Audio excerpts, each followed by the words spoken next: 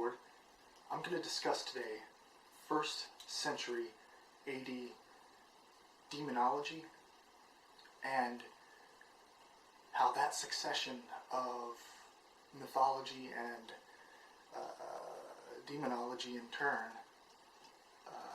fueled the art of magic and later on the grimoire tradition.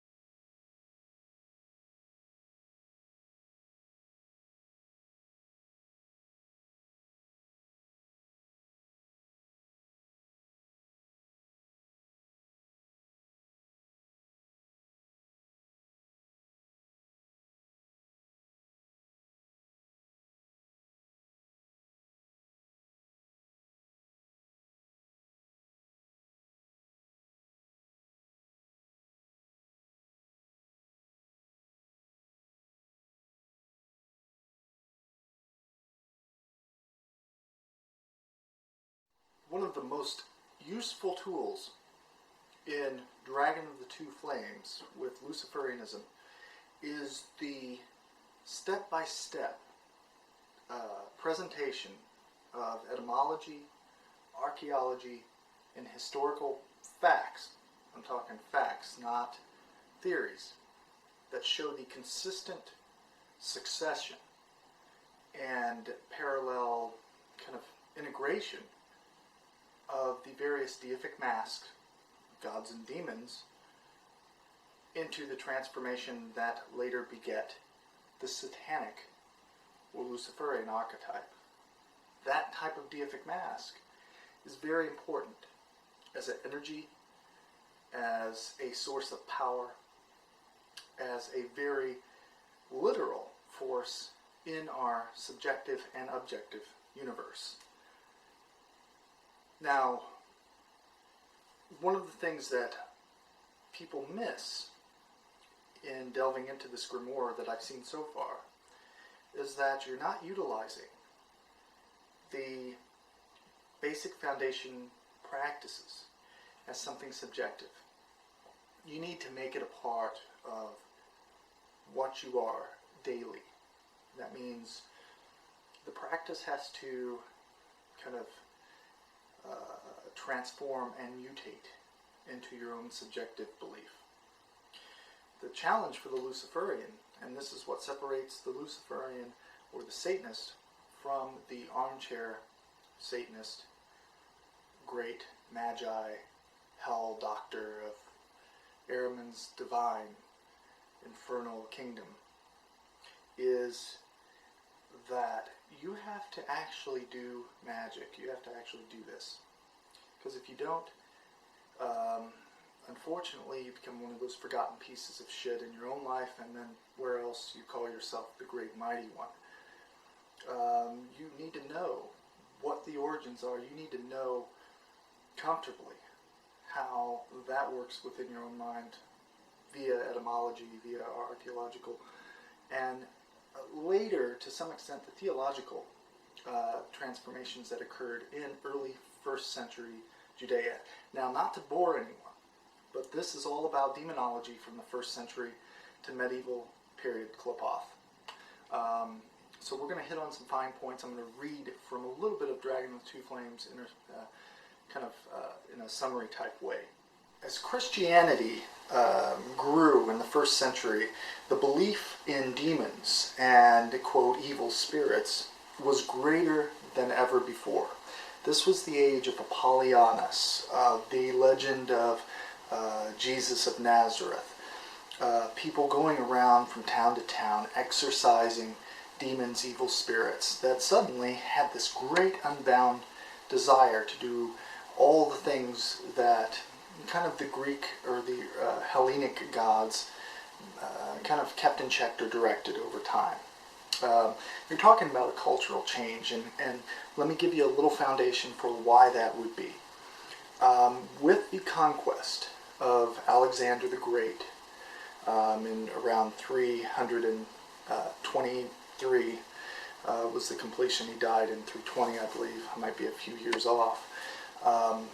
At the time of his death, he had conquered or eliminated a lot of the competition and cultural might from the Persian Empire. That you start to see an assimilation and cultural integration between Greece or Hellenic deific mass gods, the pantheon, with the native ones in the ancient Near East, from Syria all the way through to Bactria, or the kind of Indian, Indo-Persian cultural centers. What you see with that, then with the Roman Empire taking all of those territories, except not going past Syria, because you have the Parthians in Persia. But the Romans were not big on local cultures. Part of their strength was in the deification and the state cult of the Roman emperor, the genius, if you will, the daemon, which was developed from the Greeks. But the Greeks, through Alexander the Great, allowed local cultures to maintain their independence. Yet the Greek settlers, who often were segregated in their own area, brought their pantheon with them, and for the most part probably coexisted in certain harmony. Over time you found like Zeus would be blended with Ahura Mazda, but the Persians looked at Alexander as the embodiment and manifestation, as you see in the Avesta and Bunahishn, as Ahriman. So as the Romans took away the cultures, they weren't really into maintaining those local cultures, because that's how rebellions started in their view. Those rebellions were bad for business and the empire, and at that point the later Roman Empire and the early stages of Christianity were really, you found a culture, all the various cultures in the Roman Empire were without their native culture. They didn't have identity over time. They were just, there were Romans, and then there were the others.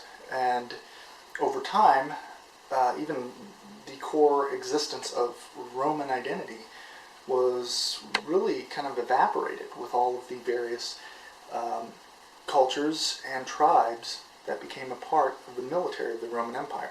Why is that important?